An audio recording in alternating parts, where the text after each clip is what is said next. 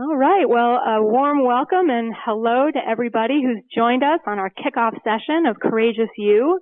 I'm really excited for our first session called Go Big or Go Home, Creating the Life You Want and Deserve. And I'm especially excited to have with us today Adam Gardner and Luke Reynolds from Gardner. Can you guys say a hello so we know you're there? Hi, we're here. Hello. All right. Fantastic. All right. So for those of you who haven't met me before, I'm Laurie Gardner. I have been an expert coach, author, speaker, teacher for a couple decades now. I wrote a book called The Road to Shine. I'm excited to launch these seminars. And for those of you who have worked with me before, you know that everything I'm all about is about having fun and having purpose in your life. I honestly believe that we came here to do more than just have an okay time. So we'll be talking a lot about, in today's session, how can you take that leap to really live your passion, and why don't people do that? And of course, today we have Adam and Luke from Gardner. Luke, you're represented in this photo because you don't have the slides by your mask. Yeah, sweet, nice. He's the one on the left. Adam is the one holding the mask. That's my little brother. Oh, nice. And I'm not sure about the Hasselhoff thing, but I guess so. That's cool. And again, for those of you who missed the beginning part, the way we're going to chop up today is I'm going to start off with an overview. I'm going to be talking about why people do settle for less and 3 clear steps to stop living small. I'm also going to be talking from my own experience, having taken the leap to go big, at least 5 or 6 times. Just what are some tips and strategies for doing that?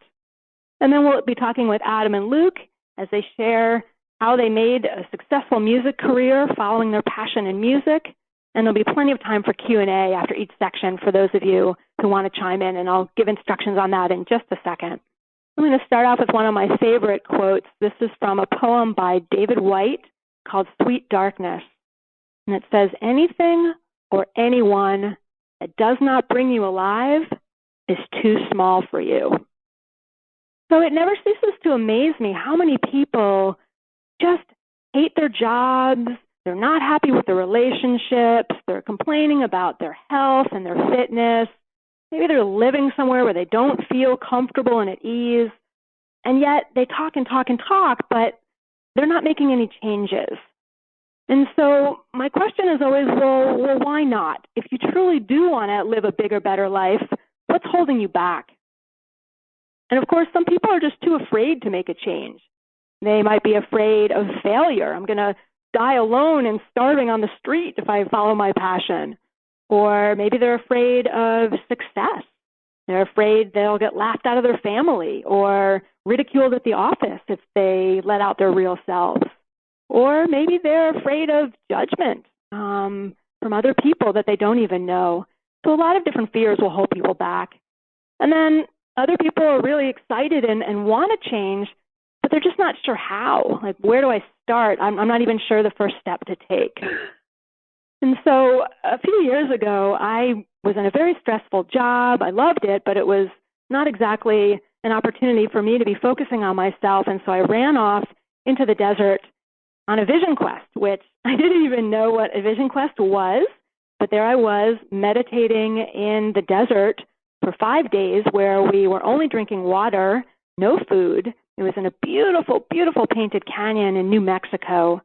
And while I was out there, I ended up writing a book in my leather journal in 4 days. It literally just came pouring out. And what came out were 3 clear steps to stop living small. And the first one was, well, what's the problem? Why are you holding yourself back? How are you holding yourself back? And I'm going to go into each of these steps in more detail shortly. And the second step is, well, okay, once I figure out what's holding me back, well, what did I come here to do? I don't even know what I'm passionate about. Or if I do know, I'm not really clear on how to make that happen. So the second step is all about discovering or remembering your passion, your purpose. And then the third step, of course, is you have to find the courage to actually do it. And for some, that can be the hardest. The other key thing about these 3 steps on what I call the road to shine, which is also the title of the book, is that these steps have to be done in order. You can't skip them. So, for example, you can't just say, yeah, I'm going to be an artist. I've always wanted to be an artist. And you don't even know why you're not getting there. You're sabotaging yourself toward that goal, and you're never quite getting there because you haven't done the first step. Similarly, you can't go right to the taking a leap stage, like, yeah, let's do it, if you're not clear on what it is you're aiming for. What's the goal here? So it's definitely a progression, and that's a really important point. Because too many people are trying to just do one step or the other step, but they're not realizing you really need to go in order. So the first thing that I would say about the first step when you're trying to look at what's holding me back, why am I living small, is you need to really get beyond and underneath just the excuses. It's not enough to say, well, yeah, I really don't like my job, but in today's economy, ... Or, sure, I'd love to be in better shape, but I just don't have the time to go to the gym or exercise. Or, yeah, I'm dying to meet true love, or I'm dying to improve the relationship I already have, but I just have no time. Well, those really are excuses, and what we need to do is get underneath that and look at what's really going on. For me, it's I love the analogy that I learned from a teacher of mine named Shelley about a clogged sink. When their kitchen sink is clogged, there's all that dirty gray water and gook is floating around, and sure, you can pick out a piece of floating carrot or maybe a piece of floating lettuce, but until you roll up your sleeve and reach in there and grab the hairball that's really blocking the sink, you're never really going to get to the root of why you're not creating your ideal life. And so we already talked about one of the underlying issues, which are the different fears. A couple of the other ones that people aren't often aware of are, the first one is family patterns. So family patterns are those thoughts and behaviors that we've learned subconsciously from our parents or whoever it is who raised us. So, for example, maybe you learned from a parent that rich people are bad. They're stingy, they're selfish, they're unkind.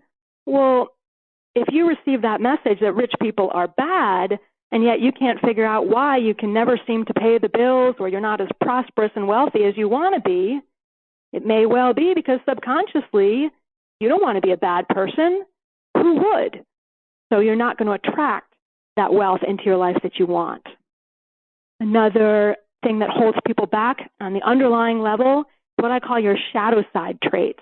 And your shadow side qualities are those things that you would never want anybody to say about you, right? Like on your deathbed or behind your back, like, oh, she is so arrogant or selfish or insert blank word here. And the truth is, these shadow side qualities have both good and bad aspects of them. So let's take being selfish, for example. I'm sure we can all imagine when it's not good to always be putting your own needs first, but also we often forget, sometimes it's really important to put yourself first.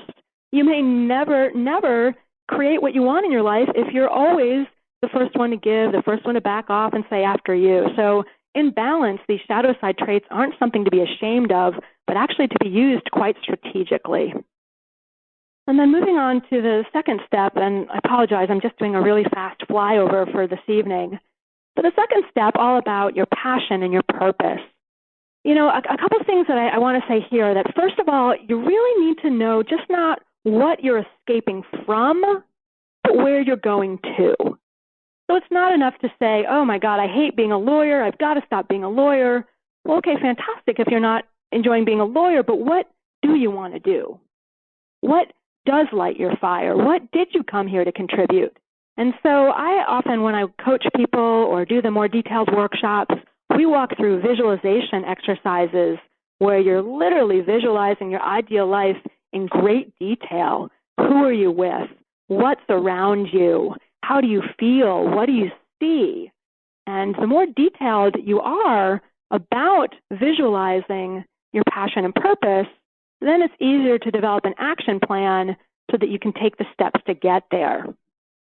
And just a couple other thoughts about that. A lot of people are like, oh, it's too late for me. I had one friend say, yeah, but I'm already 50 years old. It's really too late for me to be thinking about what I really want to do and be when I grow up.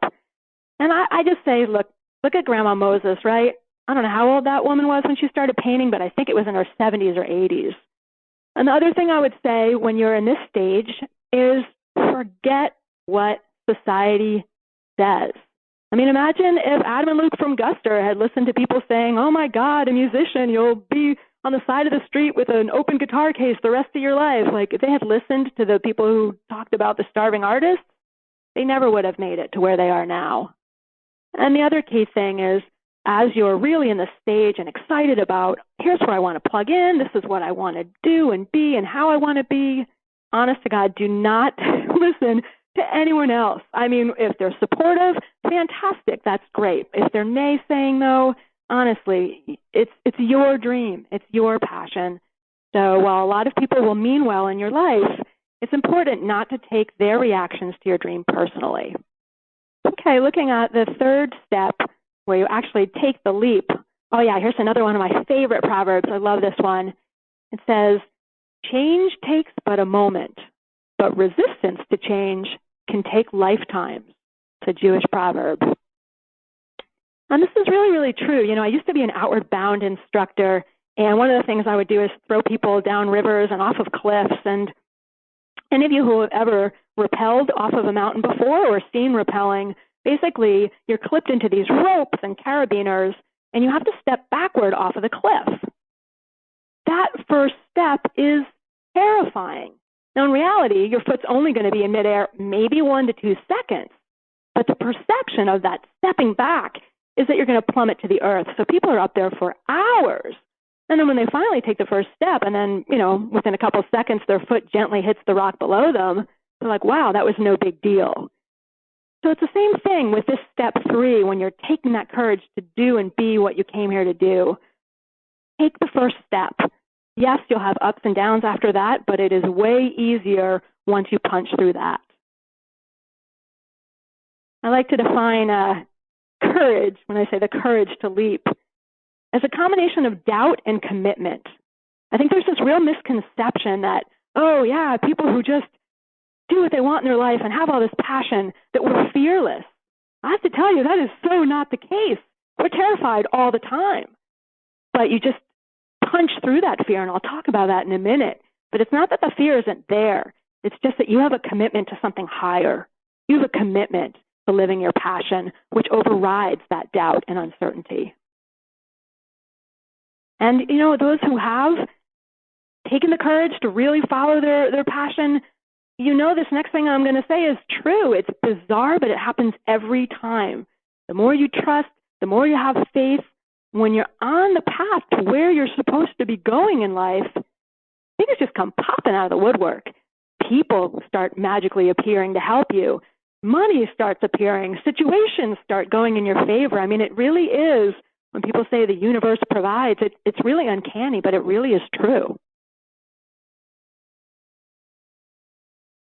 All right, so I'm just going to run through a couple of tips for going big. And many of you who have been through this process will know, but for those of you who are just considering it, like, yeah, I'd love to make a change. That sounds fantastic, but, here's some of the things that I've learned. My first tip is, and this is where my, Jersey girl, my nickname is the Get Real Guru. So this is where the Jersey side comes out, but I'm just going to say, get over it. Whatever wounds you're carrying around from your childhood, whatever past failures you had, bad experiences, not that you're not going to want to work through them. Of course you are. That's part of the wonderful process we call being a human being.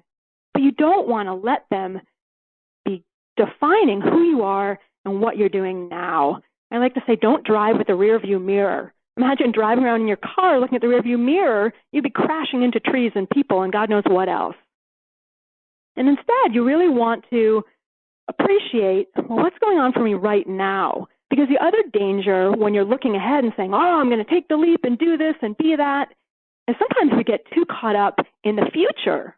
So it may not be in the past, but we're not in the present either, because we're always thinking about, well, what's coming next and when, and The danger of that is, of course, we can get really frustrated and really impatient when things aren't progressing at the pace in which we'd like them to. So that's another good reality check for yourself if you're in that position to say, wow, okay, I'm always looking ahead. Let me just do what I can to be here now and appreciate what's around me and what I have now. Another tip that I learned is to trust your gut instinct. You know what brings you alive. You know deep down what direction to pursue. Sometimes we get so caught up in analysis paralysis, or we get whacked around by our emotions. So it's more important than ever to just quiet yourself, go within, and listen to what your gut voice says above anything else. And especially with the voices of fear. We have all these fears like, yeah, sure, I'd love to do this and become that and follow my passion, but how am I going to make any money? What are other people going to think? And I have all these types of fears come up, and when they come up, I just acknowledge them, thank them for their input, and then push them aside. Say, wow, thanks for pointing out that I may have absolutely nothing valuable to offer anyone in my Courageous Youth seminars. Wow, that is such interesting feedback. Thanks. Well, listen, I've got a presentation to go do this afternoon, so I'll talk to you later. I'll probably see you tomorrow morning, same time, right? Okay, see you later. I've got work to do. But again, it's a process of acknowledging them and then just pushing it away. And the other thing I learned is diligence, perseverance is the most important thing. I'm going to talk a little bit more about it, but when you know this is what's right for me, this is who and what I want to be, and you just hold that out there like your North Star, focusing on it every day, stay focused on that. And the rest of the stuff, sure, it's like being in a boat, right? The waves might knock you around a little bit, but you're aiming for that destination. Oh, yeah, I wanted to say, too, when I say push past fear, a lot of people misunderstand me. I'm not saying to be foolhardy, okay? That would be like taking a leap off of the cliff without being clipped in. Like, you want to make sure you have certain things in place, right? Take care of your basic needs as you're following your bliss. Make sure you're going to have food and shelter. Have an emotional support system of people who can help you through the process. I'm definitely not advocating that you just throw everything to the wind. You can. I have done that as well, but for some people, it is really important that you at least have some of the basics in place, and I think that is really important, actually. And the other thing, I get a lot of calls from people who are like, oh, but I'm feeling anxious every day. I'm so nervous, or I'm feeling angry or frustrated. And I say, hooray. If you're feeling all of those feelings and they're all coming up, that means that you're out of your comfort zone and you're growing. So I say, hallelujah, press on. That is a clear sign that you're on the right path. It's interesting. I was listening to one of those TED Talks a couple of days ago from actually an old colleague of mine. He'd done these studies with some fellows in West Point where they found out that the most important success factor in achieving what you want to achieve is perseverance. By perseverance, I'll define that as doing whatever it takes for however long it takes. And literally, they found that perseverance was more important than talent. It was more important than self-discipline. It was more important than any other factor was the determined continuation with something. And on that note, another thing that I have had to learn over the years is to finish what you start. I don't know if you're like me and you get easily distracted sometimes. I'll set out, it could even be something simple like I'm going to do the laundry now, and then all of a sudden I'm on my email, or I'm calling a friend, or I'm doing something else. Well, when we're talking about going big or going home and really following your passion, it's more important than ever to really follow through with each task. Let's use the boat analogy again, right? If you were in a boat and you wanted to go from point A to point B, imagine if you got about a third of the way there and then you're like, yeah, never mind, and you turned the boat around and went home. And then you got halfway there and, I changed your mind, this is too scary, and you went home. Or 3/4 of the way and you turned the boat around. Well, obviously you're never going to get to that destination. And I find it fascinating that many people quit just as they were closest to making it. So another important tip that I found really helpful for myself in this process is it's important to have an accountability buddy and a mentor. Now, this could be the same person, could be a different person, but basically your accountability buddy is someone who both is going to cheerlead you and support you and help you stay focused, but also they're not going to buy into your excuses. They know you too well, and it's their job to keep you on track, almost like a coach. And then the mentor I've found is helpful depending on what you are aiming for, whether it's an improved relationship or a different career or better health. It's really important to have someone who knows more than you do about that so they can guide you to where you want to go. And this doesn't have to be a huge leap. You don't have to pull a Buddha and give up your entire castle and home and everything you know and go off into the wilderness, but it is really important that you take at least a couple steps each day toward your goal.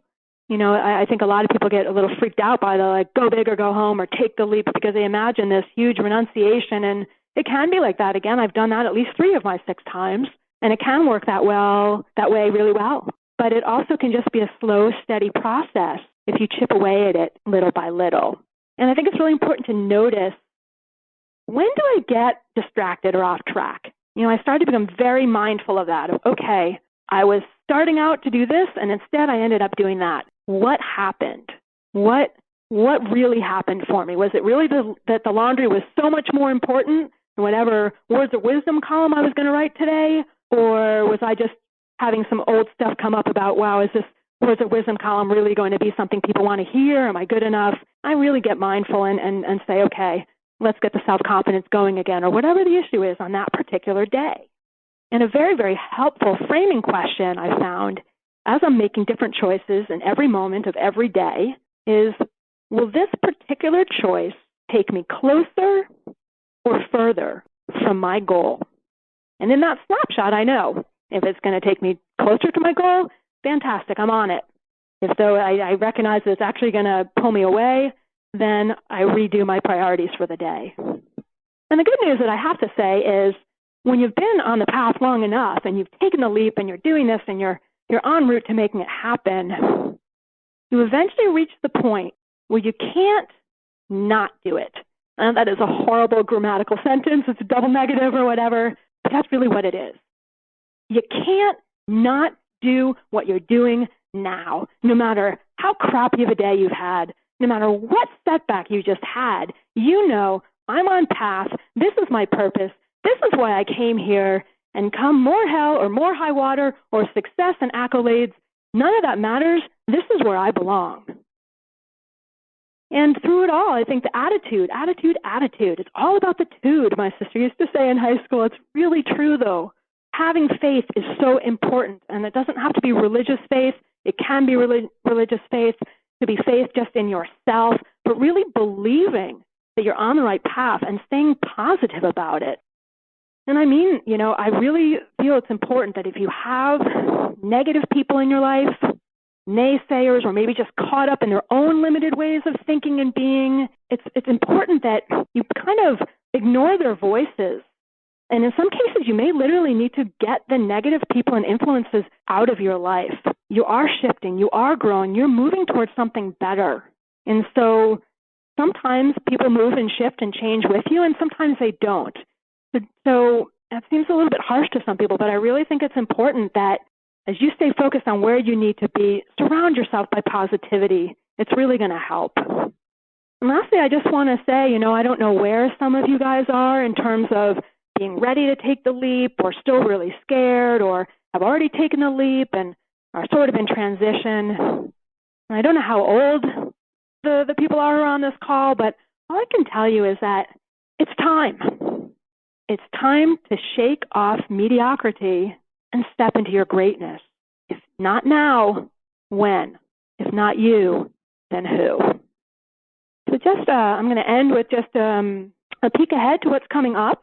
I do have more Courageous Youth seminars each week, actually, over the next month. For those of you who are looking at the slides, there's a list of them. For those who are just listening, the next one is called Now What? Managing Transition Without Falling into a Pit of Despair. And that's for those of you who really have already taken that leap, but maybe you're still not where you want to be. Like, yeah, I got divorced, or I left that crappy relationship, but I still haven't met that person. Or I'm in transition with my health. I just pulled out my back, and it's been weeks, and I'm not performing the way I used to. Or whatever your transition is, it walks you through the 8 different stages of transition and how to successfully navigate through each one. And then I start to do some subject-specific seminars with some other wonderful expert presenters and guests. One of them is called Got Good Work, making the most of unemployment or a bad job to create your ideal career. And there's Happily Ever After, finding true love or rediscovering the love you already have. I've got I Want My Body Back, becoming the healthiest and fittest you never were.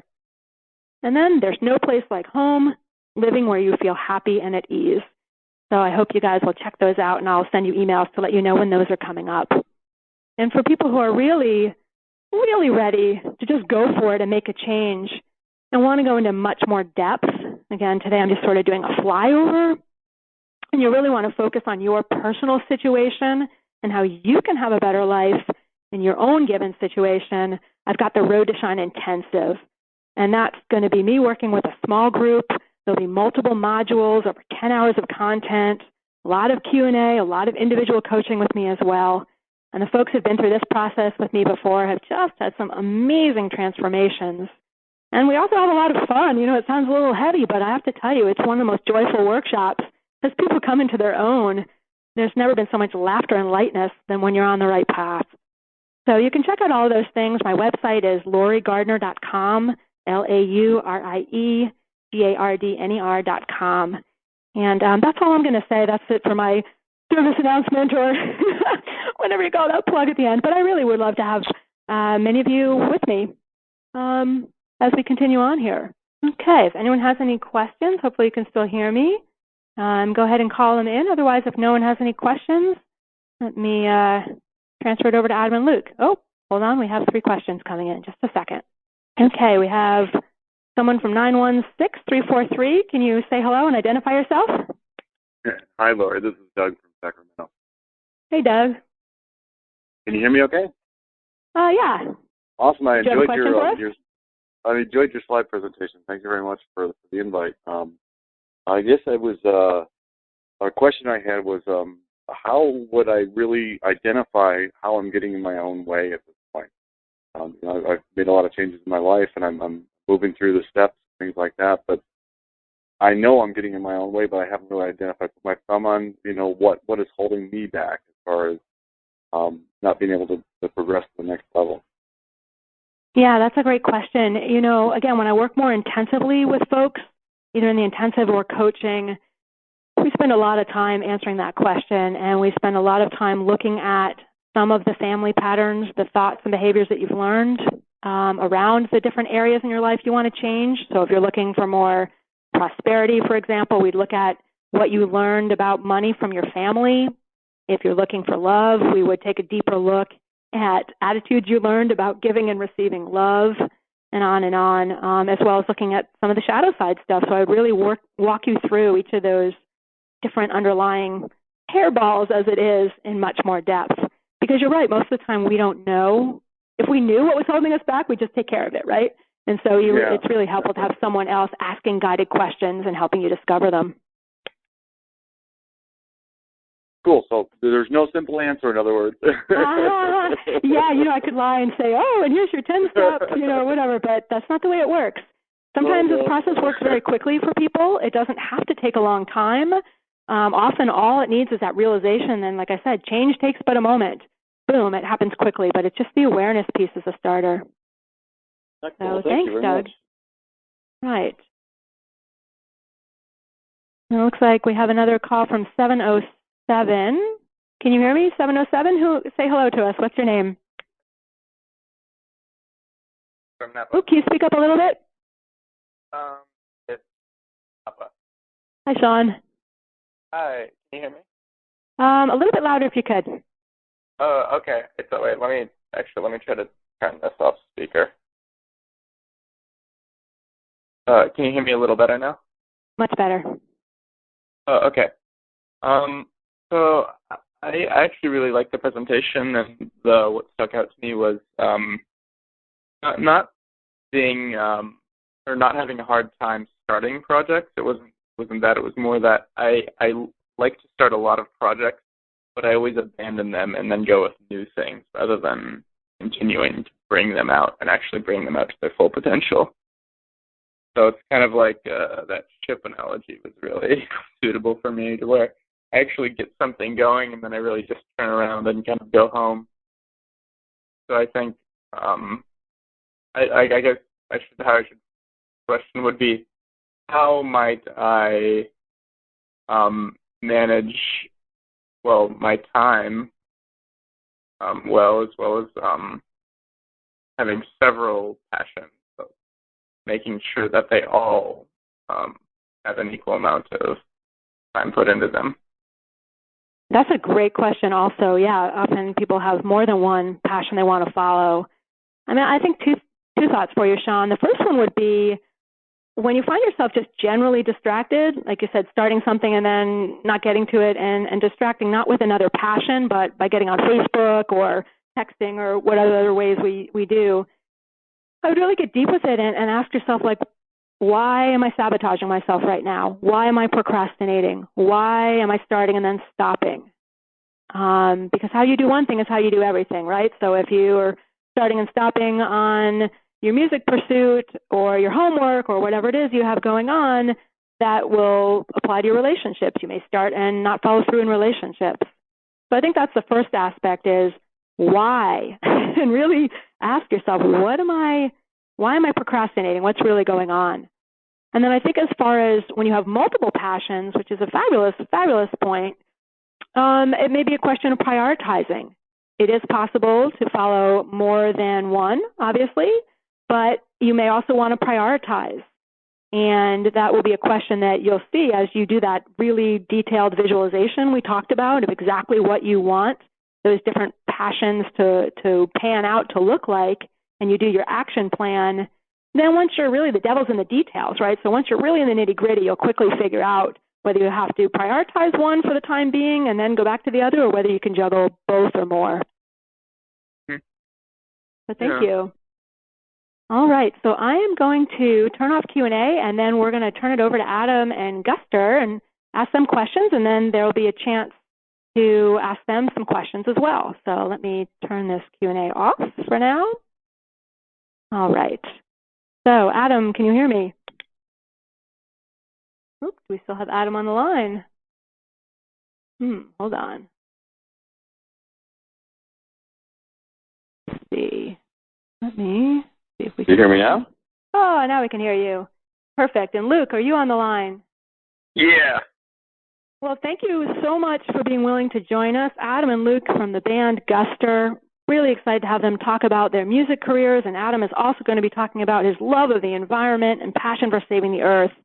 And so I'm just going to ask you guys a couple of questions, and you can decide who wants to answer them, and then we'll open it up to the folks on the call. So my first question is, have you guys always known that you had a passion for music and that you wanted to actually be musicians when you grew up, or is that something you figured out later? Adam, go for it. Go, dude. All right, I'll take it. Go for it. All right, this is Luke here. I mean, I'm 33.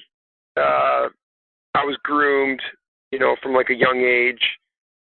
Start with lessons when I was 4 or 5, and my parents never were pushy about it, but they were obviously super encouraging. But I didn't. Even though I went to music school for college, I went to music camps in the summer. I always had multiple teachers from 4 through 18, but I never really wanted to be a musician until like full time, until I was 20, and I moved to Nashville, and I got real serious about it. I actually wanted to be a hunting guide in Alaska, and then when I got to Nashville, I was around so many awesome kids who were so much better than me. It was just a huge turn on, and that's kind of when I went in head first all the way. Adam? I think for me, I wouldn't say I was groomed as a kid. I was definitely forced to play piano against my will, and obviously very thankful for it now. But I think for me, it was when I picked up a guitar. That's when I knew that music would always be a part of my life, and I loved it, and it wouldn't go away. But I think it was probably around the same age, maybe closer to 19, 20, where I guess that's when you get serious about any sort of career when I realized, oh, maybe I should I want to do this for a living. And again, I knew it would always be a part of my life and a love that wouldn't go away, but to make a go of it, the career was definitely something that came later once I was already fully in. So I think it's a similar background to Luke's that way, in that the music was there, the love for it was there, and then there was a decision when I guess it comes time to make a decision about what you're going to do for a living to do it and follow it. Exactly. And did you ever worry, I mean, Luke, were you ever worried about, well, how am I going to support myself by following my love of music? Like, there's so much competition out there, and, you know, that whole starving artist thing. Was that ever a concern? I mean, it was only a concern because it was real. I mean, and I still worry about that. I mean, it was real. I mean, I was on food stamps, you know, for a long time, even after, you know, things from the outside appeared to be going really well. I was still working like 3 jobs on the side, you know, coming off a tour, going back to working like 3 cruddy jobs and food stamps, and then people would call and be like, oh, you know, I heard the Counting Crows arena shows were awesome, and you must be doing great now. And in terms of worrying about, you know, being poor, starving artist, I also, it was real, so I worried in that sense, but I don't come from money in the sense that, you know, I'm not on a trust fund, or if I have the emotional support of my family. My mom and dad love me and would, you know, support me, you know, doing anything that I was, you know, really cared about. But so I have that support, but financially, you know, I'm expected to take care of myself, and so that worry was, I guess, on all of us. You know, my parents worrying that maybe they should have supported me having like a straighter job, and me just like living in it, you know, not having money. And I still, like right now, you know, I mean, things seem really good on the outside, but I still feel like I'm really having to like kick and reach for it all the time, even with everything. I mean, when I got like, I've been nominated for 1 Grammy, and the month that I was nominated for a Grammy, I was working in an attic with no insulation and asbestos, sorting, you know, discount sports bras and long underwear for $9 an hour under the table. And so on the outside, again, things often look better than they are. Down in the trenches, it's like, you know, it's a different story. So how did you press on? I mean, you didn't say, well, screw it, I'm just going to go get an insurance job or something else. What kept you going then as you're sorting sports bras in your asbestos-filled attic? I mean, the only thing that really, I mean, I mean, like, I don't feel as though I can put music down. I'm torn, you know, like, you know, I'm like, you know, 12, 13 years into being a full-time musician, and so I feel I've committed so deep all the way. You know, I love when it's great, you know, which is like 1-2% of the time. It feels amazing, and that satisfaction that I get like 2% of the time is enough to keep me going. And that's kind of it. I mean, I haven't found any, and I even wish that I could find something that I love more, not to jinx it, but if I found something that I love more, you know, I sometimes even ask for that, because it's such a, it can be so intense and like scary and like fearful and doubtful, and, you know, I'd be so psyched if I found something more that I love, but I haven't, and I find ways to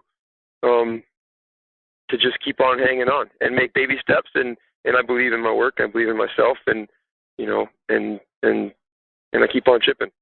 Well, and congratulations on your Grammy nomination. I understand that you recently just bought a bunch of acreage and a house up in Vermont. Is that right?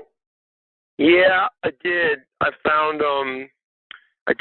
bought a piece of land in the county where I grew up in February. I found it a couple of years ago. Me and Adam were on the bus one night after a show, and a friend of mine told me about some land that had come up. And I spent the last couple of years, you know, kind of everything on tour went into my savings account. I didn't really go out, you know, didn't really eat out that much, didn't buy clothes, didn't really buy anything. Everything went to the bank, and I just barely squeaked it by getting the land. So it was really a sweet thing. That's kind of my new favorite thing besides music, is my piece of land. Well, fantastic, and I appreciate what you're saying. How you're really speaking to that point of when you're on your right path, even when it's harder versus when it can be fantastic, you can't not do it. It's your love. It's what you do. And I didn't realize you had the Grammy nomination. That's fantastic. I'm good. How are you? No, I'm sorry. As we're doing this, I just got pulled over by a police officer. Yeah, I'm just doing like an interview. All right. Staying down the street. I'll tell you what. While Luke is dealing with the cop. Yeah, I'm gonna go get off the phone. Adam, you take this one. Okay, Luke, we'll put you back on later. Okay. Adam, are you there? Yeah. That is no hilarious. cops around me. I'm safe at home. I can't say I've ever been interviewing someone and have them pulled over by a cop before. I won't ask Luke what he was doing. But anyway, hopefully just not hands-free or something. So, Adam, I wanted to ask you, we often talk about things just flowing when we're on the right path. And Luke talked about some of the difficulties when we stick to our path, and it can be a harder path. But then I know that you've talked also about how things just can often come easily. And I was hoping you could share some of those examples of how things just sort of unfolded smoothly for you in your career with Gardner. Yeah, I mean, I think after there was definitely that. It's interesting when you're talking about the rock climbing moment when you're rappelling. You have to take that first step from the horizontal plane to the vertical plane, and that's the big scary moment. I think for us, Gardner, that was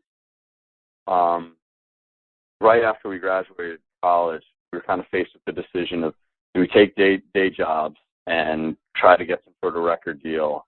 Because we made our first record in college, and so we were kind of sending that around, trying to get a major label deal. We had some people in Boston that were kind of helping us do that, and when it wasn't getting the response that they were hoping for, these folks that were kind of pseudo-managing us, they suggested, get day jobs, write more songs, you're young, and, we'll try again, make a new record, and we'll see what happens to the labels. And I think that felt wrong to all of us. We were all very much on the same wavelength, and it was like, that's all right. We made a record, we're proud of it.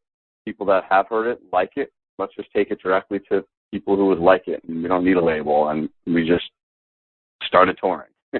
we would kind of busk in Harvard Square with the guitar case out there and getting cash. We were selling CDs literally out of our case, and then we earned enough money to buy a van and took it on the road, and we sold 50,000 CDs that way, out of the back of our van and out of our guitar, for the first couple of years, and that eventually got the label's attention, and then we ended up signing a deal. And not to say that signing a record deal that you made it, but it was interesting that once we did take that leap, it was easier, and it was exactly like what you described, Laurie, with the rappelling off a mountain, where the hardest part was that first step, and then it does it naturally progressed the whole time. We didn't have a big wow, we broke through moment. It's definitely been more of a nice steady build from the moment we decided to do this as a profession. So we've been really lucky that way. So it wasn't like, all of a sudden we're now playing, to a sold out crowd in New York City or something like that. It was a slow burn, but it has been something where it was always kind of encouraging, kind of the world reflecting back to us that, yeah, you are down the right path, you are doing the right thing. Well, and you guys have just made an amazing career of it. I mean, you started when you were how old? We met when we were 18. 39. Yeah. 18 to 39, yeah. So someone do that math. So, yeah, I mean, that's incredible all by itself, and you're all doing well and supporting yourselves and with families. I mean, a lot of people would love to have the music career that you had and have still. So, and tell us a little bit more also. I mean, not only do you have a love and passion for music, but you also have a great passion for saving the earth. And I'm curious, as a professional musician, how did you manage to take the leap toward that new path? And what were some of the risks you took to do so? It's interesting because it's not a totally unrelated path. You're talking about Reverb, which is an organization my wife and I started But one foot is solidly in the music world, and the other foot is definitely environmental. And basically, it came out of feeling badly about the impact touring had. And at this point, we were in a tour bus. We had an 18-wheeler truck. Both those vehicles guzzled tons of diesel fuel. We'd play a show. People would travel, 50 miles or more to come see us, and they weren't necessarily filling their cars. They weren't carpooling. And there was tons of waste at the end of the night. And so there's a number of things. We talked to a lot of other bands felt the same way. And it wasn't at all how I was home with my then girlfriend, now wife, who was an environmentalist, who really is an environmentalist. And for me, it was more of just, God, this doesn't make sense. And it irked me. So I don't know if it really became a clear passion right away. It was just something that really bothered me. And I wanted to do something about it. And so that's when I felt moved and, had, kind of brought that to Lauren, my wife, and she came up with the idea. And then I got really excited about it. There is a solution. I get it. I see it. My wife actually deserves a credit for the idea. But then, I definitely drove the concept of like, all right, let's do this. And I think a lot of, I think I was just, it was that drive to do it. And it wasn't so concerned about how it was going to happen. I just knew that the solution made sense. And so we called some other artists that, that I knew felt the same way I did. And we started our first tour. And we were lucky enough to start with Alanis Morissette and Bare Naked Ladies in 2004 when they were both very peak of their careers. So it was a really, and that was one of those sort of leap of faith where I was like, I'm going to pick up the call. And I sort of know these guys, Bare Naked Ladies, but it was a relatively time.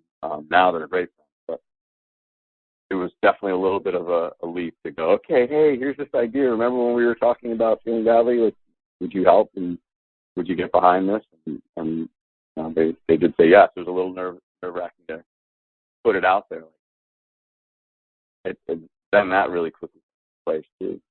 Well, I think you're being really modest, Adam, because you guys really started and you were really pushing the whole let's make the music industry green before it was kind of cool. You were one of the earliest pioneers at Reverb, you and Lauren and your crew.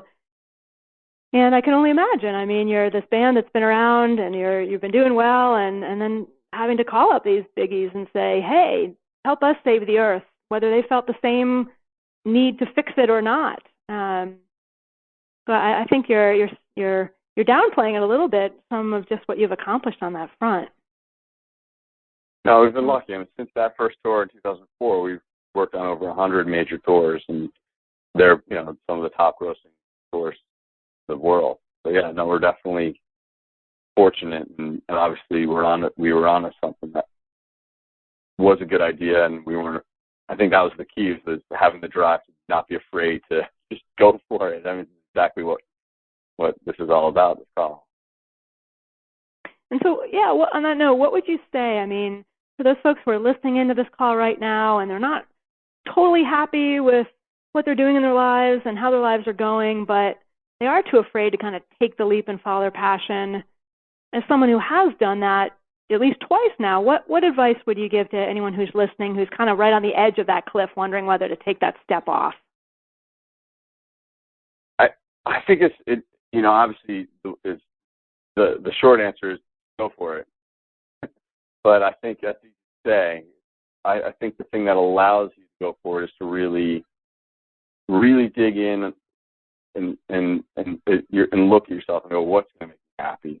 Because that's it. At the end of the day, all those fears and all those that you perceive as hurdles are results of going, oh, I'm not going to be happy if I don't have X number of dollars in my bank account, or I'm not going to be happy if I don't have this these people telling me that I'm doing the right thing, or whatever it is. But the reality is, if the thing that you want is going to make you happy, all that other stuff is secondary, and it will come around. And I think it's too bad Luke got chased off by the cops, because I think that's exactly what he did. I think and does all the time. Luke joined Guster only 2 years ago. I've known him for years. And I've seen him play in other bands. I've seen him play in his own band, and he had a solo career. And it's so clear he certainly downplayed his success. And I don't believe that only 2% of the time isn't really great for him, because this guy has a smile on his face most of the time. So maybe I'm just part of his 2% and feel lucky, but I think it's a higher percentage than that.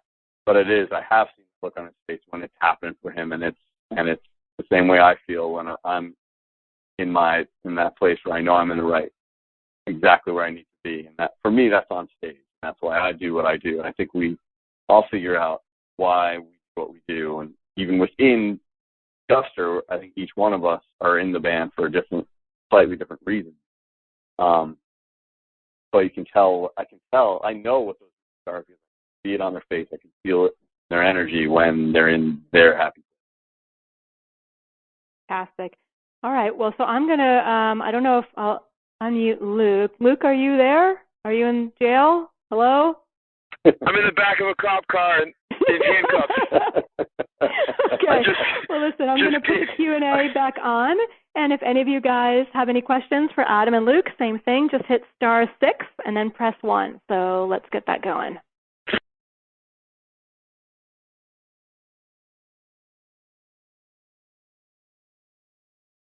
All right. So, Luke, were you, everything's okay now? You're fine?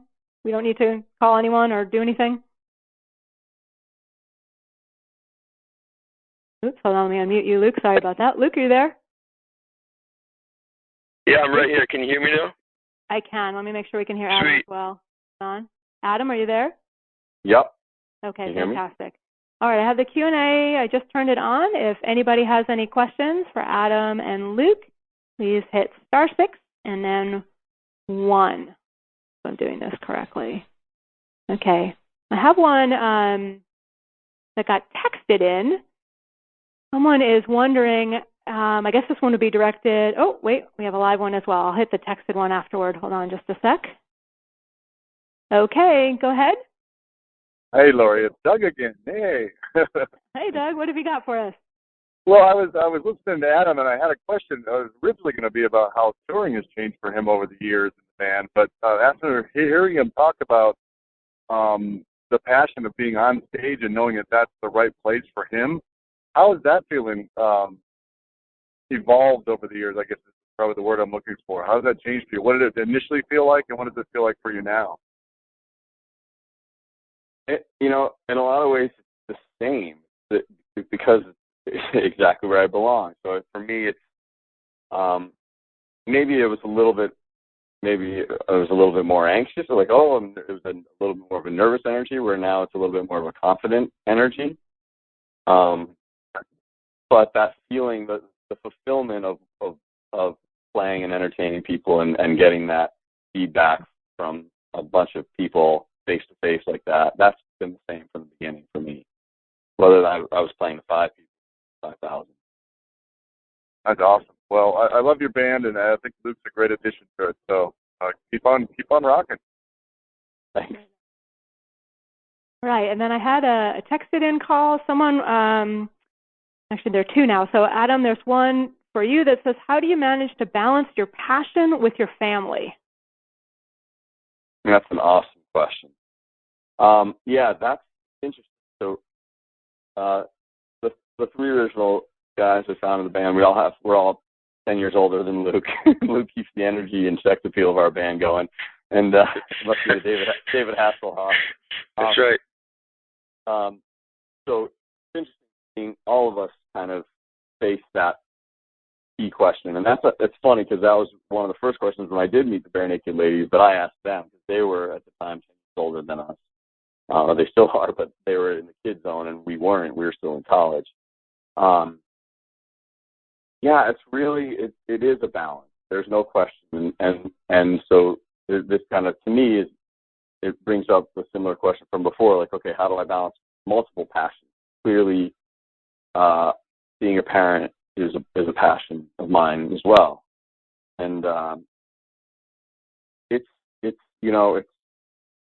exactly that, just figuring out where the priorities are, when you're needed, how do you keep them both happening in a way where you're not spread too thin. And, you know, I don't know if I've struck the perfect balance yet. I'm still seeking it. I don't know if it'll ever end as far as finding that balance, but it is one of those things where we have made some changes, sure, as far as how many days a year we're touring and making sure that what we do is absolutely worthwhile and something that we're just kind of playing around with. Great. And now I have another one, Luke. This one looks like it might be for you. You mentioned that you sort of really figured out that you were going to pursue the music career at age 19 or 20. I'm about the same age. What is the first step you would recommend that I take if I'm serious about being a music performer? I guess the first thing I would say would be that no one can create in a vacuum, right? So you got to go to where there's other people, and that means finding you can find it a bunch of different places, but for me, I felt like that place was going to be in Nashville or New York or LA or Chicago, and the backdrop to that is that I'm from a super small town in Vermont of like 800 people, so it's not going to happen there. I didn't feel as though it was going to happen if I moved to Burlington, Vermont. I was really looking for like other kids my own age that I'd seen at bluegrass festivals that were, you know, so much better than me, and just it was so exciting when I would, you know, see other kids my own age that were just like, just slaying it, like the best players in the country. And so for me, New York felt too overwhelming. LA felt too far from home, although I ended up living there for 3 years, working on records. But so I chose Nashville because to me, Nashville, when I went to visit it, felt the most small town. Everyone from like the person serving you coffee to the waiters and waitresses, everyone is a better musician than you. And so I chose Nashville, and I didn't know anyone there. I had no family contacts. I had really no support system down there, and you know, my mom and dad, neither of them are business people, so they really didn't have any advice on how to network or anything. So I just kind of went there and started seeking it out. You know, going to see a lot of shows and you know, just meeting as many people as I could and playing music with as many people as I could, and so I guess that's what I would say. Be to, if you're interested in pursuing it, the first step would be to put yourself around a lot of people, and just buckle up. It takes a long time. Adam said earlier that it was more a slow build with Guster. I mean, I think that's the other thing. A lot of people have these expectations that it's going to come where there's going to be like an aha breakthrough moment, when really it's like a slow, steady burn that feels sprinkled with small payoffs along the way, and enough to keep you really excited. And I also think that everyone has their own trajectory and their own timeline. So the other piece of advice would be to try to not compare yourself to your peers or to the like people that you admire who maybe come before you. You know, that's that. That's a great piece of advice. Whether your passion is for music or anything else, just everyone's on their own path, and honor that. So, well, thank you guys very much. We're out of time, but I encourage those of you who don't know Guster, check out the band, Guster, GUSTER.com. If you want to learn more about Reverb and they're greening the music industry, it's REVERB.org, reverb.org. And for more Courageous Youth seminars, check my website, at lauriegardner.com. Thanks to everyone who's joined us tonight. You've been a great group. And Adam and Luke, thank you so much. Thanks, Laurie. All right. Good night, Thanks, Laurie. guys. We'll talk to you later. See you, Adam. All right. Good night, everyone.